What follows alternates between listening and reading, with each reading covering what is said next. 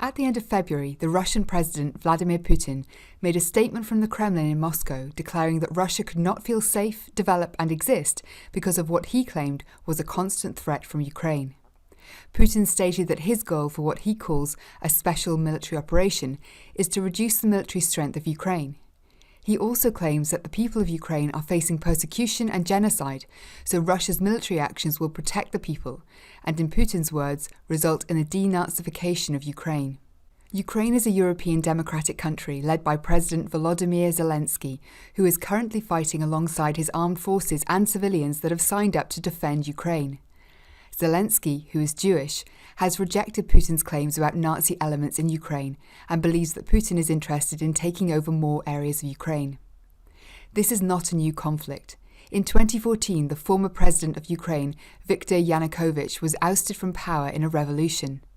Putin liked YANUKOVYCH because he was in favour of Russia and Putin. Many of the Ukrainian people did not like Yanukovych's plans to become closer allies with Russia. Putin was unhappy that Yanukovych had been removed from power and retaliated by seizing Crimea and triggering a war in the eastern part of Ukraine that claimed 14,000 lives.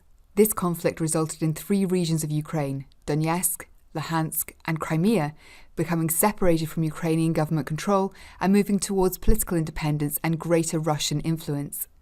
The Ukrainian government viewed these regions as being illegally occupied by terrorist organizations. The EU and UN have declared the separation of these regions from Ukraine as unacceptable against international law.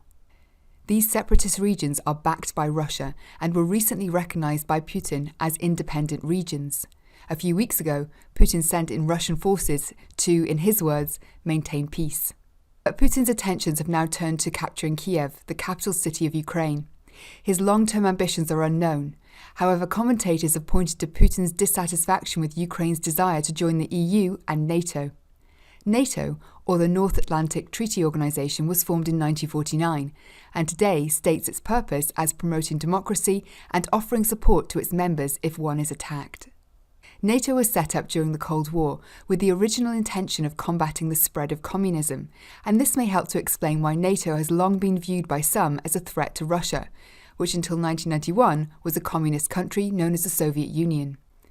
It's thought by some that Putin doesn't want NATO membership and influence to creep closer to Russia's borders and present a threat to the national security of Russia.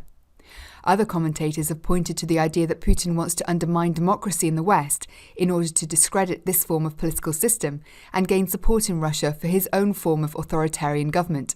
This kind of government doesn't have free and fair elections, the media is state-owned, the law courts are not independent, and criticisms of the government are censored. This war has led to over 1 million people fleeing Ukraine, thousands of deaths of Ukrainian civilians and soldiers, along with the loss of Russian soldiers too. In Russia, support for the war is limited, with many people risking arrest to protest against it. UN members have condemned the war, and Russia is facing economic punishments known as sanctions designed to cripple its economy. Germany has halted approval on Russia's Nord Stream 2 gas pipeline, and Russia's state-run media Sputnik and Russia Today are being banned across the EU. The Russian city of St. Petersburg will no longer be able to host this year's Champions League final, and the Russian Grand Prix will not take place in Sochi. These actions, among others, are the current response from the international community. Currently, there are no plans to send in any troops to support Ukraine in this war with Russia. This unfolding crisis can feel very confusing and worrying. It's natural and human to feel distress when faced with images of war. One way to deal with this unfolding crisis is to watch and read reputable news sources, talk about what you see and feel, and then ask questions. It's easy to become fixated on 24-hour news coverage, so try to limit overexposure. A number of charities have launched appeals, including the British Red Cross and UNICEF, and you can get involved in supporting the people impacted by this crisis by visiting their websites.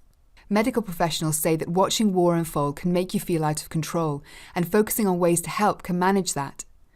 Dr. Emma Hepburn said in an interview with the BBC this week that there's lots of evidence that doing something for other people has a really beneficial impact on your own mental health.